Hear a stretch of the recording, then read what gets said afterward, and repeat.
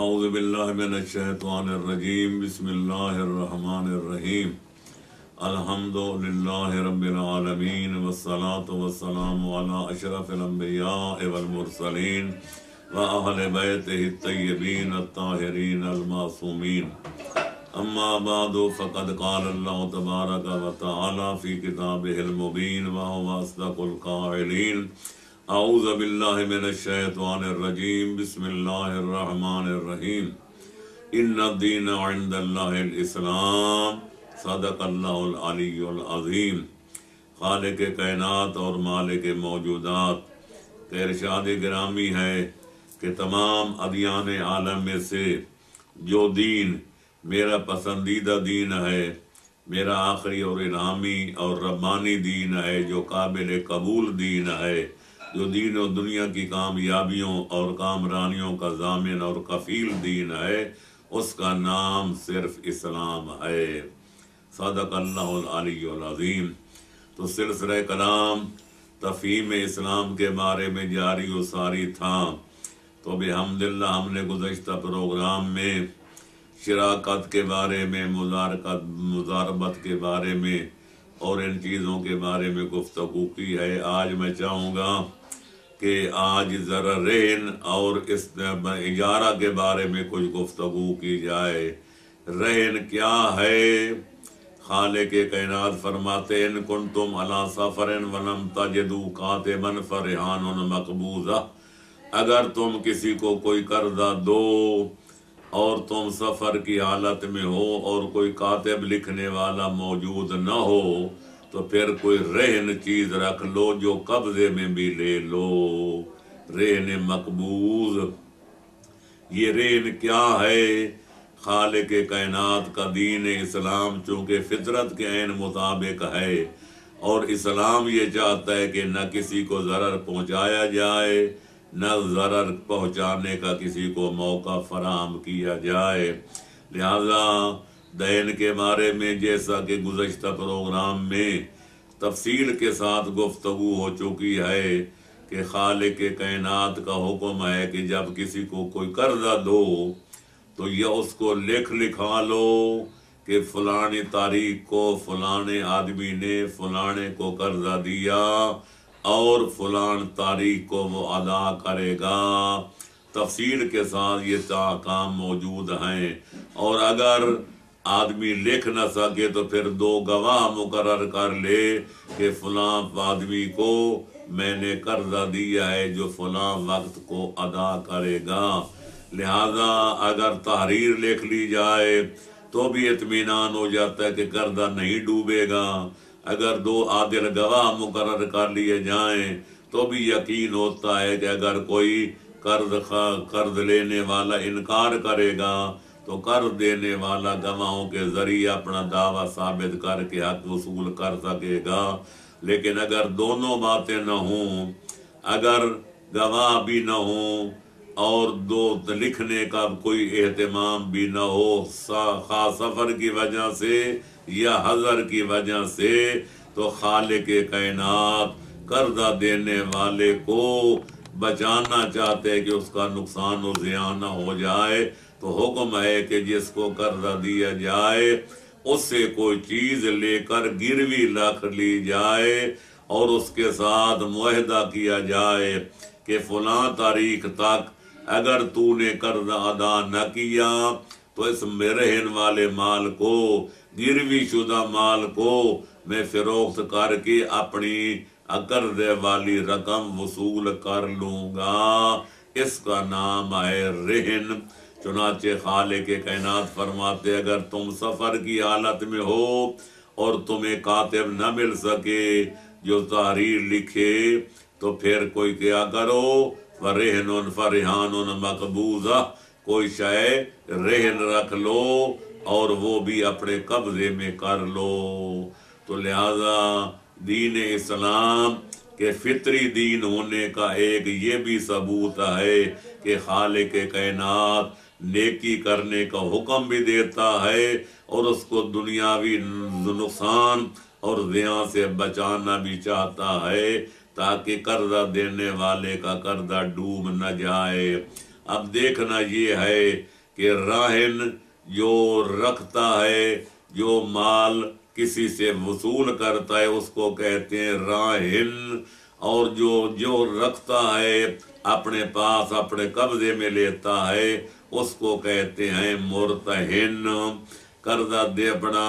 رہن رکھنے والا راہن، اور جس کے پاس رکھے گا وہ ہے مرتہن۔ لہذا اور یہ رہن میں شرط یہ ہے کہ وہ کوئی عین المال ہو، جس طرح زمین ہو یا کوئی مکان ہو یا کوئی زیور ہو یا کوئی گائے بھینس ہو وغیرہ وغیرہ، وہ عین المال ہو جس کو قبضے میں کیا جا سکے اور مرتہن اپنے پاس اس کو رکھ سکے۔ لہذا اگر کوئی کہے کہ میں رہن رکھتا ہوں غلام کی خدمت کو، یا گائے کے صرف دودھ کو، یا بھینس کے دودھ کو، تو یہ رہن صحیح نہیں ہوگا، بلکہ عین المال کو رہن رکھنا چاہیے۔ اب رہن تب صحیح ہوگا کہ راہن رہن رکھنے والا اور مرتہن جس کے پاس وہ مال رہن رکھا جا رہا ہے، دونوں کے درمیان، دونوں کے اندر وہ تمام شرطیں پائی جائیں جو بیع و شراء کے سلسلے میں بیان ہو چکی ہیں۔ مثلا دونوں عاقل ہوں، دونوں راہن و مرتہن بالغ ہوں، اور پھر با اختیار ہوں، اور صفی بھی نہ ہوں، کم عقل بھی نہ ہوں، جن کو نفع نقصان کا کوئی احساس نہیں ہوتا، اور بلا جبر و اکراہ یہ معاملہ طے کریں۔ لہذا اگر بالغ نہیں ہیں تو یہ معاملہ صحیح نہیں ہے، عاقل نہیں ہیں تو بھی اس معاملہ صحیح نہیں ہے، اور اگر با اختیار نہیں ہیں تو بھی رہن والا معاملہ درست نہیں ہے۔ لہذا ان شرطوں کا مد نظر رکھنا ضروری ہے۔ اور جو مال رکھا جائے اس کو رہن بھی کہتے ہیں، ریحان بھی کہتے ہیں، اور مقبوضہ اس کی شرط ہے کہ مرتہن اس کو اپنے قبضے میں لے لے۔ لہذا اس کی شرط یہ ہے کہ وہ مال ایسا رہن رکھا جائے کہ مسلمان کی ملکیت میں داخل ہو سکتا ہے۔ لہذا اگر کوئی نجس العین چیز ہے، کوئی حرام چیز ہے، جیسے شراب کی بوتل، اگر آدمی رہن رکھے میں شراب کی 2 بوتلیں رہن رکھتا ہوں تو یہ رہن باطل سمجھا جائے گا۔ اگر کوئی کتا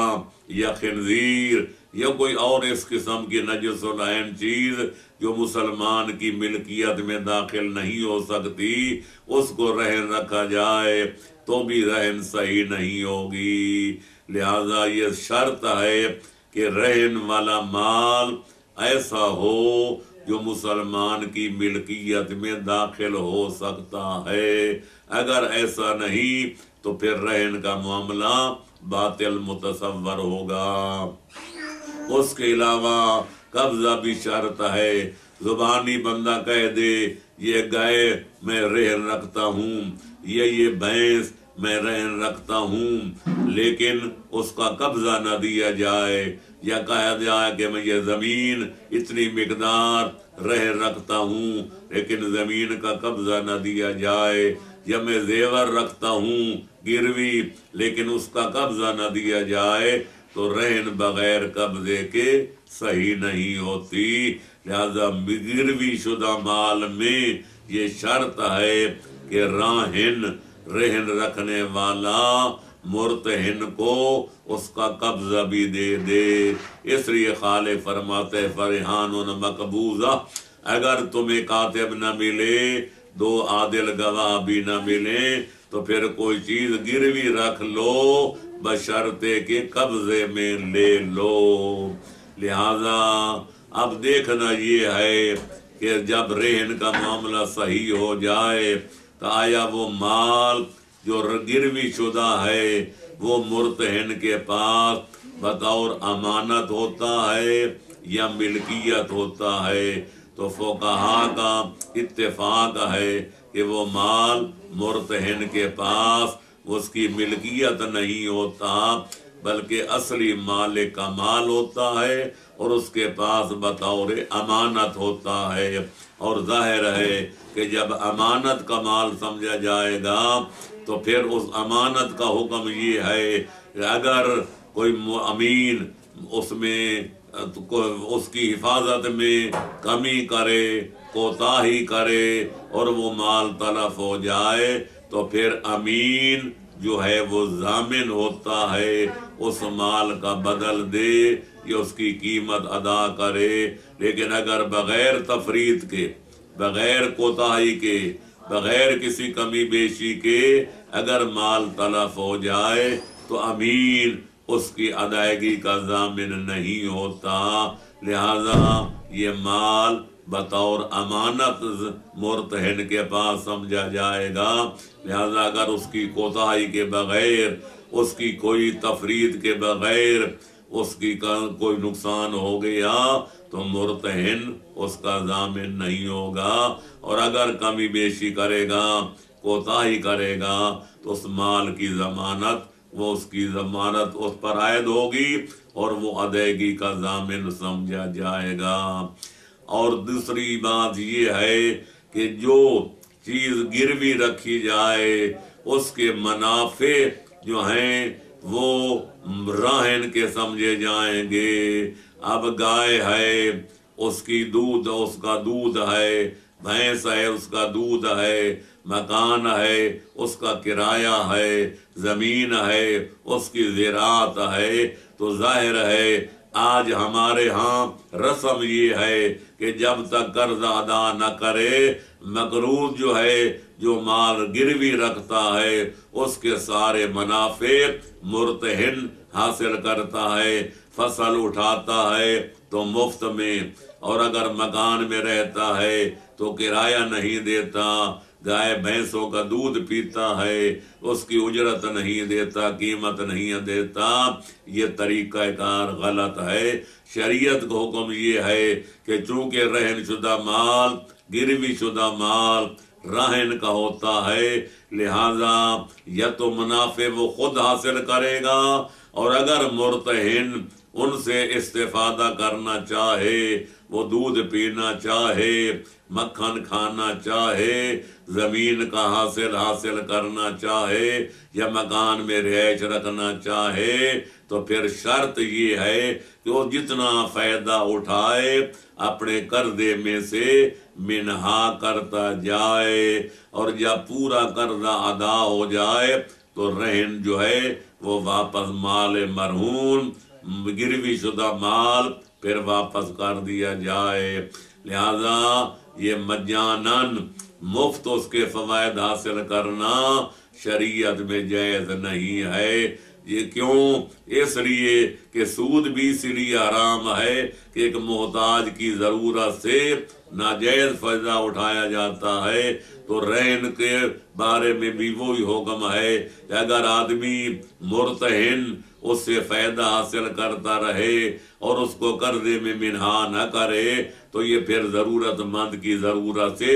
ناجائز فائدہ اٹھانے کے مترادف ہوگا۔ لہذا سود حرام ہے، تو گروی شدہ مال کے فوائد حاصل کرنا اور اس کو قرضے میں شمار نہ کرنا یہ بھی باطل ہے اور ناجائز ہے۔ لہذا گروی شدہ مال کے لیے ضروری ہے کہ وہ راہن اور جو مال اس کے پاس انہیں گروی رکھا ہے اس کے منافع کو مرتہن کو چاہیے کہ وضع کرتا جائے، اپنے قرضے سے اس کو جو ہے وضع کرتا جائے۔ جب قرض ادا ہو جائے تو پھر فک المال کر دیا جائے، یعنی وہ رہن شدہ مال واپس لوٹا دیا جائے۔ لہذا مفت اس کو استعمال کرنا جائز نہیں ہے۔ علاوہ بری جہاں تک معاملے کے پختہ ہونے کا تعلق ہے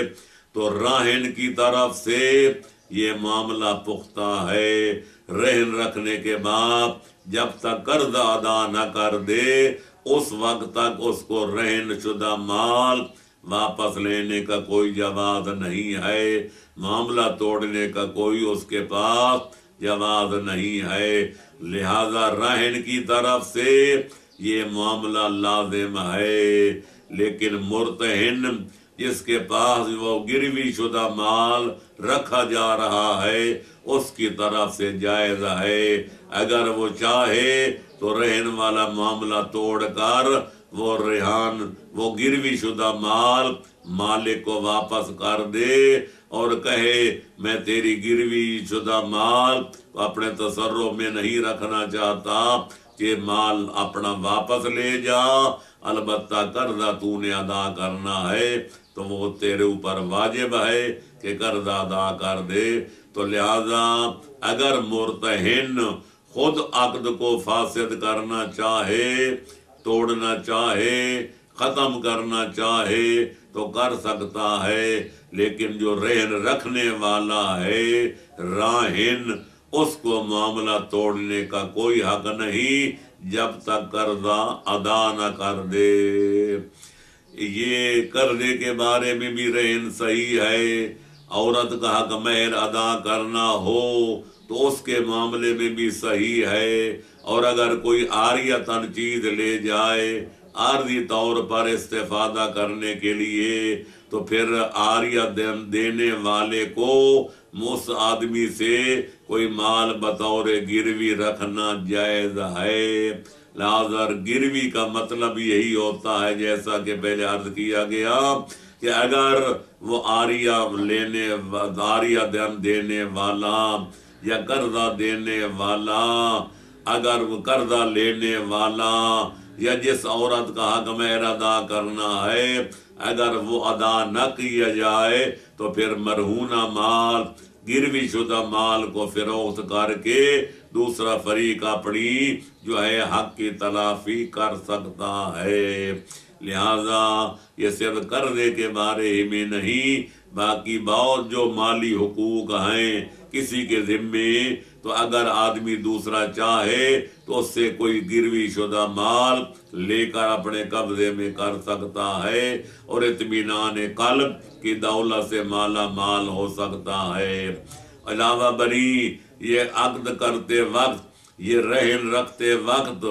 دونوں کو چاہیے یہ فیصلہ طے کر لیں، یہ مکا کر لیں اور چکا کر لیں کہ فلاں تاریخ تک اگر قرضہ لینے والے نے قرضہ ادا نہ کیا تو پھر قرضہ دینے والے کو یہ حق حاصل ہوگا کہ وہ گروی شدہ مال کو بازار میں فروخت کر کے رائج الوقت قیمت کے مطابق اس کو بیچ سکے گا اور اپنا قرضہ وصول کر سکے گا۔ لہذا اس صورت میں اگر وہ فروخت شدہ مال سے قرضہ پورا ادا ہو گیا تو فہو المقصود، اور اگر کوئی پیسے بچ گئے تو پھر مرتہن کو وہ پیسے راہن کو واپس لوٹانے پڑیں گے، اور اگر پورا نہ ہوا، قرضہ پورا ادا نہ ہوا تو جتنا ہو سکے گا وہ تو منہا کر لیا جائے گا، جو باقی بچے گا وہ راہن مرتہن اپنے راہن سے، اپنے قرضہ دینے والا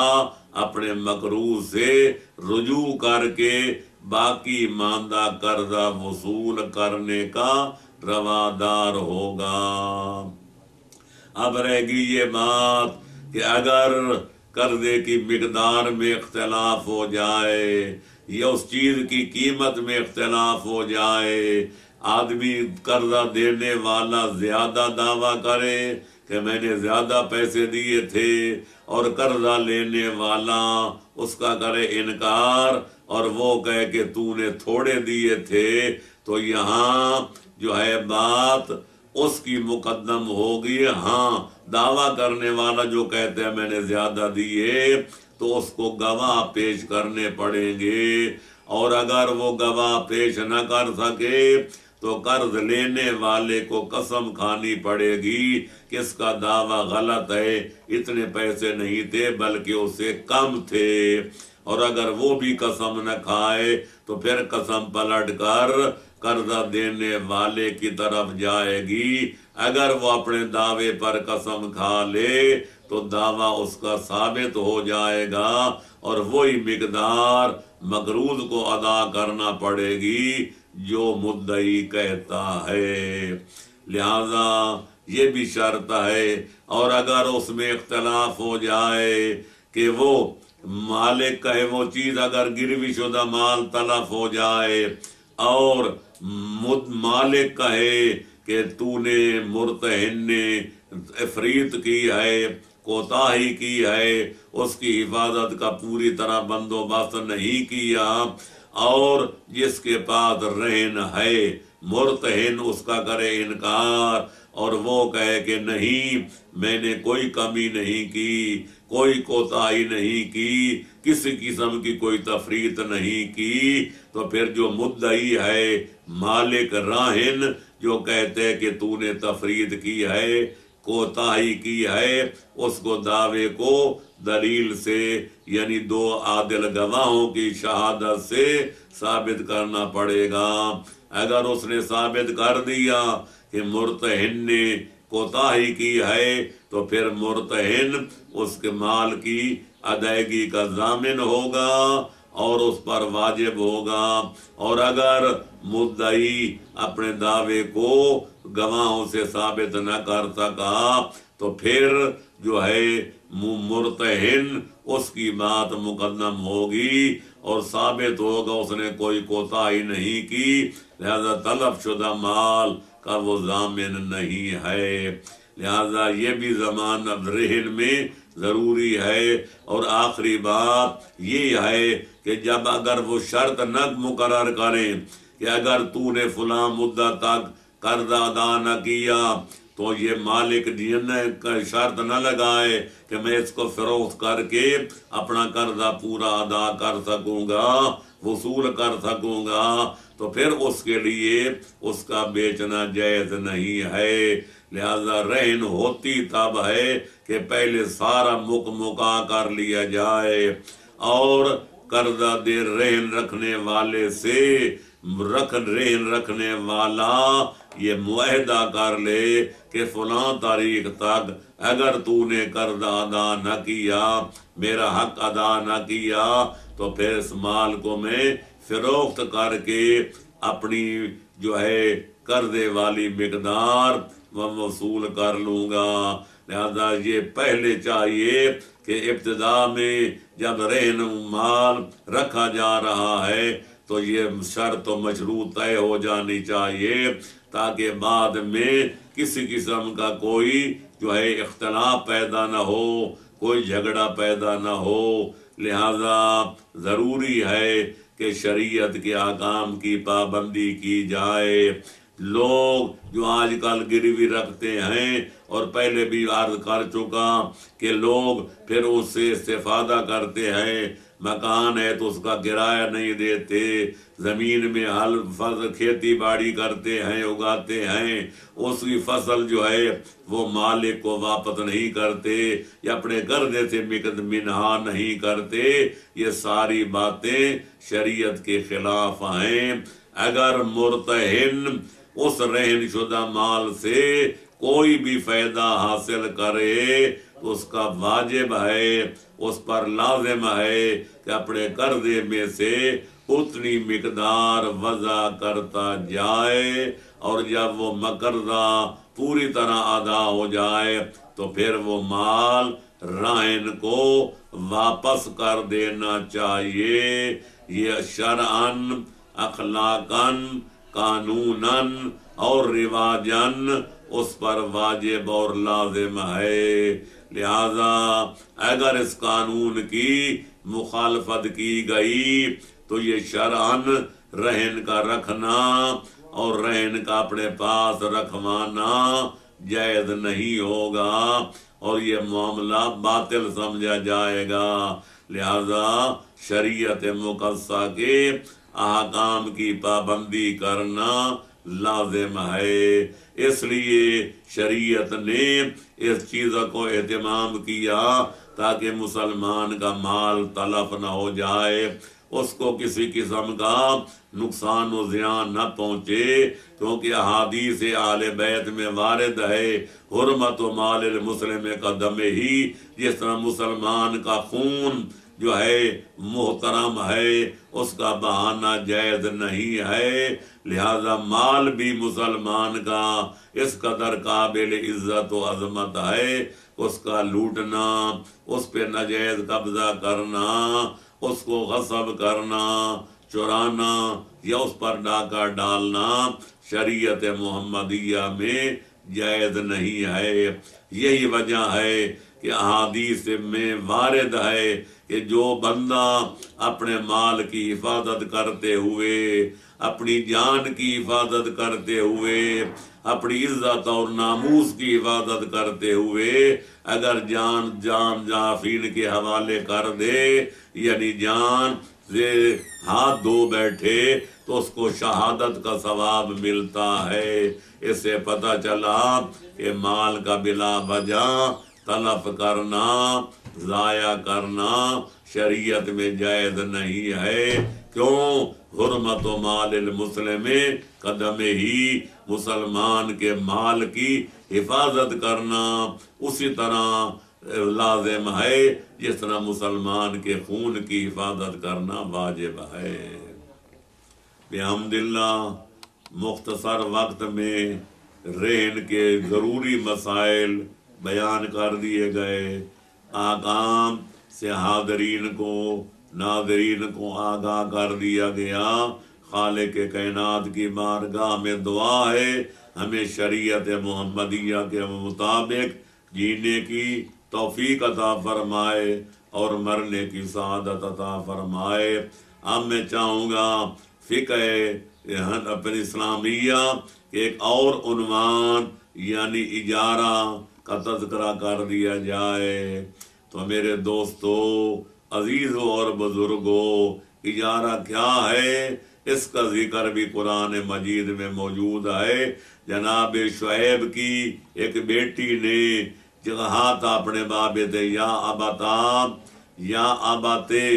استاجر ہو فإنہ قوی امین، کہ اس کو آپ اجیر بنا لیں، مزدور رکھ لیں، کیونکہ یہ طاقتور بھی ہے اور امین بھی ہے۔ یہ بات دختر شعیب نے علیہ السلام جناب موسیٰ کے بارے میں کہی تھی،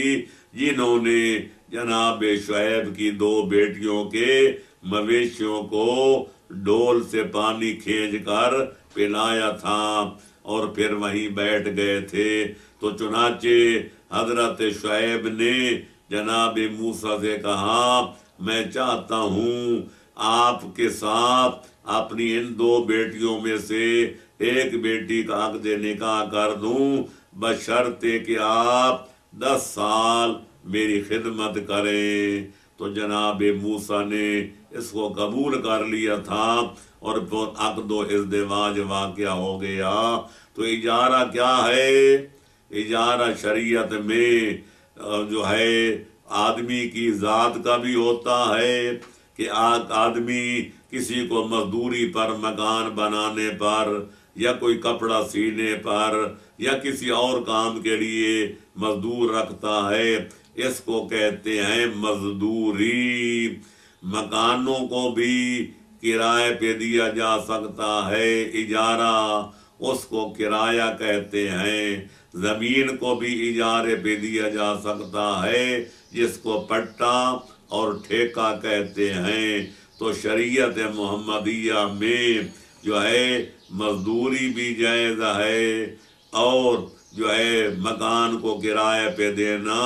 یہ بھی جائز ہے، اور زمین کو پٹے پہ دینا یہ بھی جائز ہے۔ لہذا یہ کمیونسٹ جو ہیں، جو کمیونزم کے علم بردار ہیں، وہ کہتے ہیں ہر آدمی کے پاس اتنی زمین ہونی چاہیے جو آدمی خود کاشت کرے، لہذا زمین کو کرائے پہ دینا یعنی پٹے پہ دینا جائز نہیں۔ یہ ان کی خود ساختہ بات ہے جس کا شریعت محمدیہ سے کوئی تعلق نہیں ہے۔ یہ باب بیع و شراء میں یہ بات واضح کی جا چکی ہے کہ اسلام دو پابندیاں لگاتا ہے. ایک کماتے وقت کہ آدمی جب دولت کمانا چاہے تو حلال و حرام کے درمیان تمیز کر لے کہ یہ کاروبار جو میں کر رہا ہوں جائز ہے یہ شرعاً ناجائز ہے. اگر اس کا لحاظ رکھا جائے اور جائز طریقے پہ دولت کمائی جائے تو بھی جتنی مقدار کمائی جائے وہ جائز ہے. اور دوسرا شریعت محمدیہ خرچ کرنے پہ پابندی لگاتی ہے کہ یہ دولت جہاں خرچ کی جا رہی ہے آیا اس کا مصرف صحیح ہے یا غلط ہے. لہذا صحیح مصرف پر جتنی دولت بھی خرچ کی جائے وہ شرعاً جائز ہے. لہذا یہ حد بندی کرنا کہ آدمی 12 ایکڑ رکھ سکتا ہے یہ سے کم و بیش رکھ سکتا ہے زیادہ نہیں رکھ سکتا یہ بات غلط ہے. اس طرح یہ کہنا کہ آدمی ایک مکان اپنی رہائش کے لیے رکھ سکتا ہے زائد نہیں رکھ سکتا یہ سب سینہ گزٹ ہے. شریعت میں نہ کوئی مکان پر پابندی ہے نہ زمین پر کوئی پابندی ہے نہ دوسرے مال و دولت پر کوئی پابندی ہے. بس پابندی ہے تو صرف یہی کہ کماتے وقت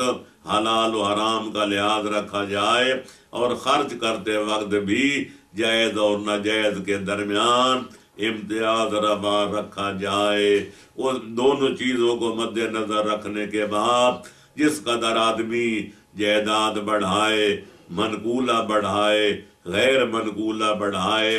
اور جتنی چاہے خرچ فرمائے اس میں قطعاً کوئی شرعاً حرج نہیں ہے کوئی پابندی نہیں ہے. لہذا اجارے پہ زمین کا دینا بھی جائز ہے مکان کا دینا بھی جائز ہے اور جو ہے آدمی کو مزدوری پہ رکھنا یہ بھی جائز ہے. یہی وجہ ہے کہ مزدوری کرنا اور حلال کی روٹی کمانا حلال کا لقمہ کھانا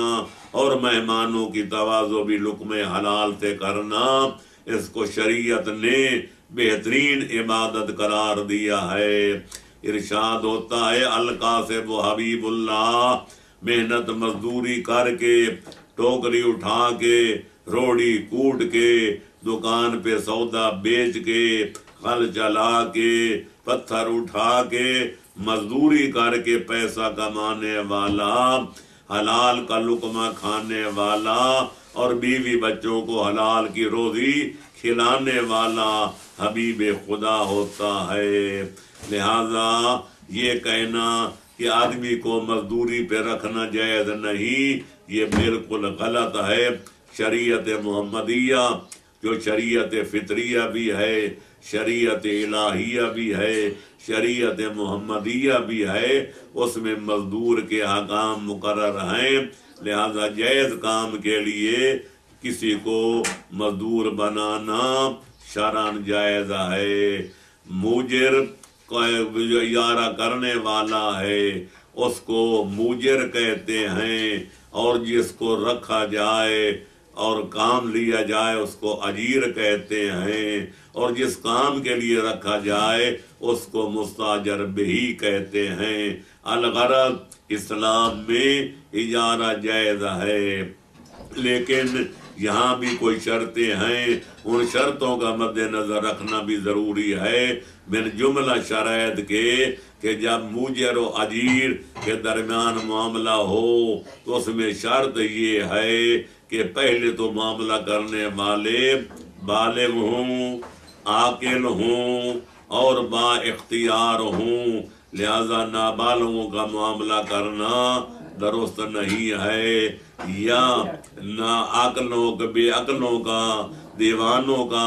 معاملہ کرنا یہ بھی جائز نہیں. معاملہ کرنے والے عاقل بھی ہوں بالغ بھی ہوں اور با اختیار بھی ہوں تب معاملہ صحیح ہوگا. نمبر 2 جس کام کے لیے کسی کو مزدوری پہ رکھا جائے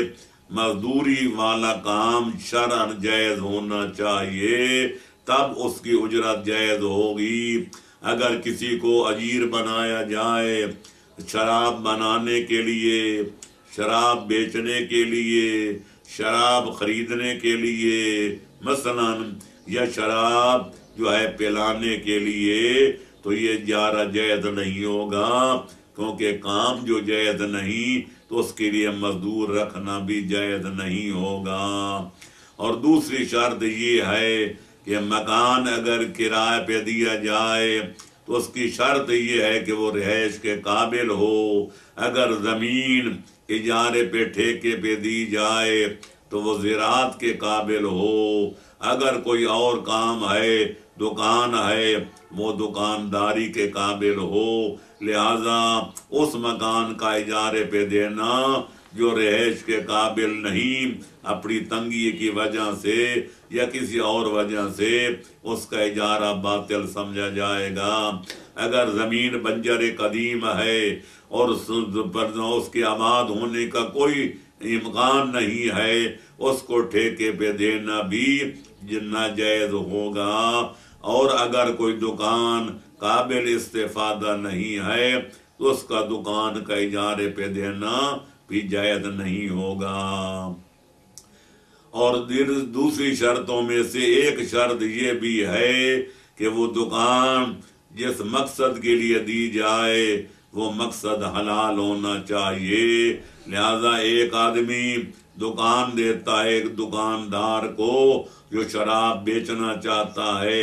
یا شراب جو ہے بنانا چاہتا ہے یا شراب کا سٹاک رکھنا چاہتا ہے، اس حرام کام کے لیے دکان کا دینا جائز نہیں ہوگا۔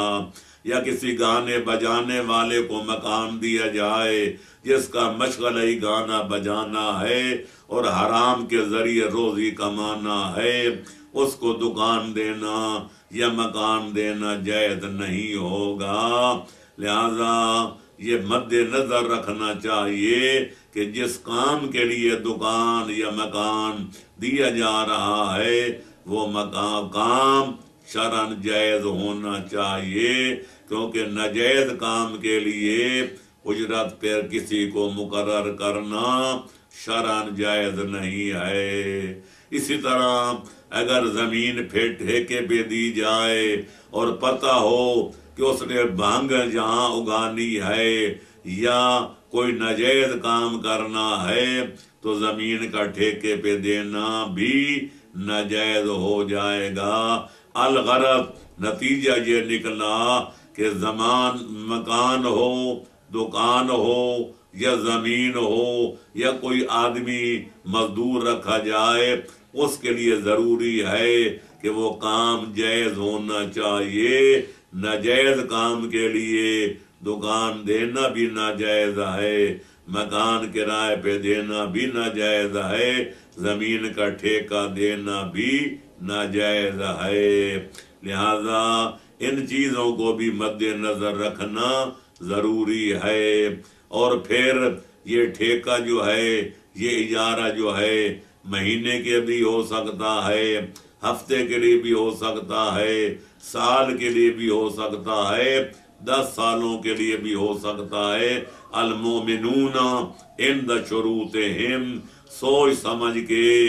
دونوں موجر و مستاجر جو فیصلہ کریں گے، جس طرح معاملہ کریں گے وہ شرعاً جائز سمجھا جائے گا۔ لہذا 1 سال کے لیے ہے تو خواہ اس کی قیمت بڑھ جائے یا گھٹ جائے، دونوں فریقوں کو توڑنے کا کوئی حق نہیں ہوگا۔ لہذا جتنی مدت مقرر کی جائے اس وعدے کی ایفا کرنا لازم ہوگی، اس میں کمی بیشی کرنا شرعاً جائز نہیں ہے۔ علاوہ بنی اجارے کے احکام میں کچھ لوگ کہتے ہیں کہ اجارہ جو ہے کسی آدمی کو اجرت پہ رکھنا جائز نہیں۔ میں عرض کروں گا اگر ایسا کیا جائے، ایک شکل ایسی ہے کہ ایک آدمی کو 24 گھنٹوں کے لیے اس طرح مزدور مقرر کیا جائے کہ وہ نہ نماز پڑھ سکتا ہے، نہ روزہ رکھ سکتا ہے، نہ کوئی اور قرآن کی تلاوت کر سکتا ہے، اگر ہم وقت 24 گھنٹوں کے لیے کسی کو یوں مقرر کیا جائے تو تو یقیناً یہ جائز نہیں ہوگا۔ لیکن ویسے مزدوری کرنا جبکہ جائز کام ہو، اس کے لیے ائمہ نے خود کی ہے، انبیاء نے مزدوریاں کی ہیں، مرسلین نے کی ہیں، ائمہ تحرین نے کی ہے، کوئی اشکال نہیں ہے۔ یہی وجہ ہے کہ شریعت کا حکم ہے کہ مزدور کا پسینہ خشک ہونے سے پہلے اس کی اجرت ادا کر دینی چاہیے۔ یہ ہمارے ہاں جو بڑے لوگوں میں رسم ہے کہ کام کراتے رہتے ہیں، اس کے بعد جب کام کہتے ہیں کہ جب کام مکمل ہو جائے گا تو یکمشت تمہاری اجرت ادا کر دی جائے گی۔ وہ کوئی مسجد بنواتا ہے، کوئی امام بارگاہ تعمیر کراتا ہے، کوئی ذاتی مکان بنواتا ہے، لیکن جب وہ مکمل ہو جائے پھر اس کے بعد وعدے شروع ہوتے ہیں۔ مزدور بیچارہ آتا ہے مزدوری لینے کے لیے تو زمیندار کہہ دیتے ہیں کل آنا، جب کل آئے تو کہتے ہیں پرسوں آنا، جب پرسوں آئے تو کہتے ہیں پھر اترسوں آنا۔ وعدہ آئے اہل دولت سر بسر باشد غلط، ام شب غلط، ام روز غلط، ہاں ہاں غلط، ہوں غلط۔ اسی بنا پر کہا گیا ہے لہذا اگر مسجد بنوائی جائے اور مزدور کی اجرت ادا نہ کی جائے اور نہیں کرنے کا ارادہ ہو، اس مسجد میں عبادت خدا روا نہیں ہے۔ اگر امام بارگاہ بنوایا جائے اور مزدور کی اجرت ادا نہ کی جائے اور نہیں کرنے کا ارادہ ہو، اس میں مجلس حسین کا پڑھنا پڑھانا جائز نہیں ہے۔ اور اگر کوئی ذاتی مکان بنوایا جائے اور اجرت ادا نہ کی جائے تو اس مکان میں رہائش رکھنا جائز نہیں ہے، وہاں رہنا جائز نہیں ہے، سونا جاگنا جائز نہیں ہے، اس مکان میں تصرف کرنا جائز نہیں ہے۔ لہذا وہ مکان غصبی سمجھا جائے گا، وہ مسجد غصبی سمجھی جائے گی، اور امام بارگاہ کی بھی غصبی سمجھا جائے گا، اور غصبی جگہ پر عبادت خدا جائز نہیں ہے اور رہائش رکھنا جائز نہیں ہے۔ یہی وجہ ہے کہ ہم کہتے ہیں کہ خالق اکبر نے پیغمبر اکرم کی اہل بیت کی محبت کو اجر رسالت کے طور پر امت مسلمہ پر واجب قرار دیا ہے۔ فرماتے قل لا اسالکم علیہ اجرا الا المودۃ فی القربى، اے میرا حبیب اعلان کر دو کہ میں تبلیغ رسالت کے سلسلہ میں تم سے کوئی محنتانہ طلب نہیں کرتا، کوئی معاوضہ نہیں مانگتا، کوئی اجرت طلب نہیں کرتا۔ ان اجری الا علی اللہ، میں اپنی اجرت اس پروردگار سے لوں گا جس میں میرے سر پر تاج نبوت رکھ کر مجھے تبلیغ رسالت کے لیے بھیجا ہے۔ ہمیشہ اللہ کے نبی یہی کہتے رہے ہیں ان اجری الا علی اللہ، ہم اپنی اجرت خالق کائنات سے جا کر لیں گے۔ تو پتہ چلا کہ دینی معاملات میں دین کی تبلیغ ہو، نماز پڑھانا ہو، کوئی دین کا کام کرنا ہو، ان پر اجرت طے کر کے معاوضہ لینا شرعاً جائز نہیں ہے۔ ہاں اس لیے شریعت محمدیہ نے اجرت کو طے کر کے لینا جائز قرار نہیں دیا، تو فرمایا ہاں البتہ تم از خود کوئی پیش کرنا چاہتے ہو تو میں آپ سے کوئی مطالبہ نہیں کرتا سوائے اس کے کہ میرے حقیقی قرابت داروں سے محبت کرو۔ چنانچہ تباصیر اہل اسلام گواہ ہیں کہ انہی صحابہ کرام نے جو درہم و دیناروں کی تھیلیاں پیش کر رہے تھے عرض کیا فمن قرابتک الذین وجبت علینا مودتہم، یا رسول اللہ آپ یہ فرمائیں کہ وہ آپ کے قرابت دار ہیں کون جن کی محبت ہم پر بطور اجر رسالت واجب قرار دی گئی ہے۔ تو حضرت نے خالق کائنات کے حکم کے مطابق کہ لِأَنَّهُ لَا يَنْطِقُ عَنِ الْهَوَىٰ إِنْ هُوَ إِلَّا وَحْيٌ يُوحَىٰ فرماتے ہیں ہم فاطمہ و علی وابناہما، اگر ان ہستیوں کا تعارف چاہتے ہو تو ایک ہستی کا نام خاتون قیامت ہے، دوسرے بزرگوار کا نام حیدر قرار ہے، اور تیسرے نمبر پر وہ ذوات مقدسہ ہیں جن کا تعلق علی و بطول کی اولاد سے ہے۔ تو پتہ چلا کہ آل محمد کی محبت بطور اجر رسالت امت مسلمہ پر واجب قرار دے دی گئی ہے، لہذا جن لوگوں نے اہل بیت نبوت سے محبت کر کے پیغمبر اکرم کی اجرت ادا کر دی ہے،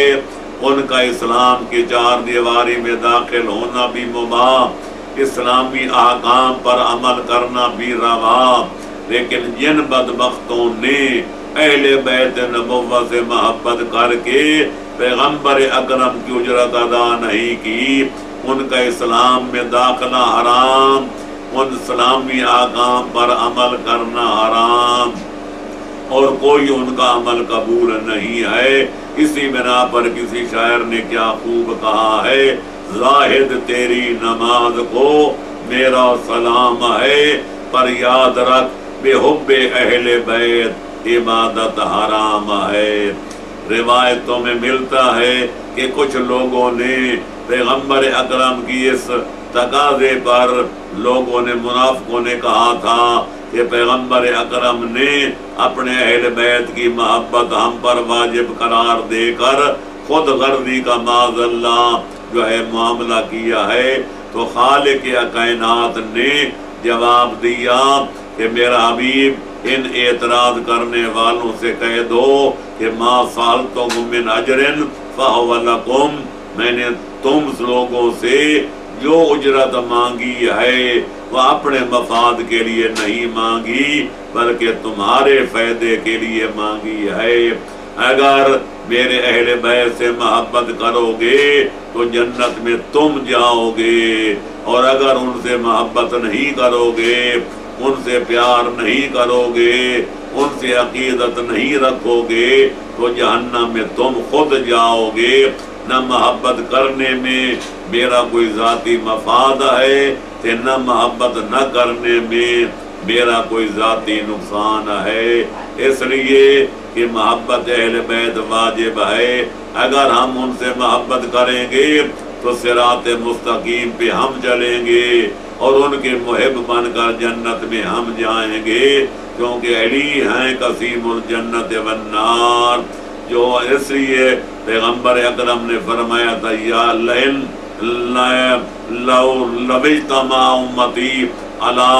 ولایت علی حب علی ابن ابی طالب لما خلق اللہ النار، اگر سارے لوگ یا لو اجتمع الناس علی حب علی ابن ابی طالب لما خلق اللہ النار، اگر ساری کائنات حیدر قرار کی محبت پر اتفاق کر لیتی اور ان کے نقش قدم پہ چلتی اور ان پر عمل کر کے سیدھے راستے پہ چلتی تو خالق کائنات جہنم پیدا ہی نہ کرتا، سب لوگ جنت میں جاتے۔ تو بہرحال بات ہو رہی تھی اجارے کی، تو اجارہ جو ہے شریعت میں جائز ہے۔ آدمی کے پاس اس قدر جائیداد ہو سکتی ہے کہ وہ پٹے پہ زمین دے، اس قدر آدمی کے پاس دکانیں ہو سکتی ہیں کہ ان کو کرایہ پہ دے، اس قدر مکانات ہو سکتے ہیں کہ وہ کرایہ پہ دے کر اپنے گزر اوقات کا اسباب مہیا کرے۔ یہ بھی ہو سکتا ہے کہ آدمی کوئی کاروبار کرے اور غرباء و مساکین کو مزدوری پہ رکھ کر ان کی روٹی کا انتظام کرے۔ شریعت محمدیہ میں یہ اجارہ جائز ہے، اور اس کے بعد جو ہے اس میں جو قواعد طے کیے جائیں گے، جو شرائط طے کیے جائیں گے، جو مجر و اجیر آپس میں معاہدہ کریں گے، اس کی پابندی لازم ہوگی اور اس کی مخالفت کرنا جائز نہیں ہوگی۔ لہذا اگر زمین یا کوئی مکان 1 سال کے لیے دیا جائے تو سال کے اختتام سے پہلے اس آدمی کو اس مکان سے بے دخل کرنا، یہ زمین سے بے دخل کرنا شرعاً جائز نہیں ہے۔ البتہ وہ مدت ختم ہو جائے پھر نیا معاہدہ کیا جائے گا، جتنی مقدار پہ دونوں مالک اور مزدور راضی ہو جائیں گے وہ معاملہ شرعاً صحیح سمجھا جائے گا۔ یہ ہے اجارے کے احکام کا لب لباب اور خلاصہ جو بیان کر دیا گیا۔ ضرورت اس بات کی ہے کہ خالق کائنات ہمیں زبانی جمع خرچ کرنے کی بجائے عمل کرنے کی توفیق عطا فرمائے۔ اور کیوں کہ عمل سے زندگی بنتی ہے، جنت بھی جہنم بھی۔ یہ خاکی اپنی فطرت میں نہ نوری ہے نہ ناری ہے، لہذا یہ عمل ہے جس کی وجہ سے آدمی یا جنت کا حقدار بنتا ہے یا جہنم کا سزاوار بنتا ہے۔ خالق کائنات نے سب راستے بتا دیے، نیکی کا راستہ بھی بتا دیا، برائی کا راستہ بھی دکھا دیا۔ انا ہدیناہ النجدین، اللہ فرماتے ہم نے دونوں راستے واضح طور پہ بیان کر دیے ہیں۔ جس کا جی چاہے وہ رائے حق پہ چلے اور جنت میں جائے، اور جس کا جی چاہے وہ باطل پہ راستے پہ گامزن ہو کر جہنم میں جائے۔ اما ربک یرید ظلما للعباد، خالق کائنات کبھی اپنے بندوں پر ظلم کرنے کا ارادہ بھی نہیں کرتا۔ آخر دعوانا ان الحمد للہ رب العالمین، وصلی اللہ تعالی علی خیر خلقہ و اشرف بریتہ محمد و آلہ الطیبین الطاہرین المعصومین۔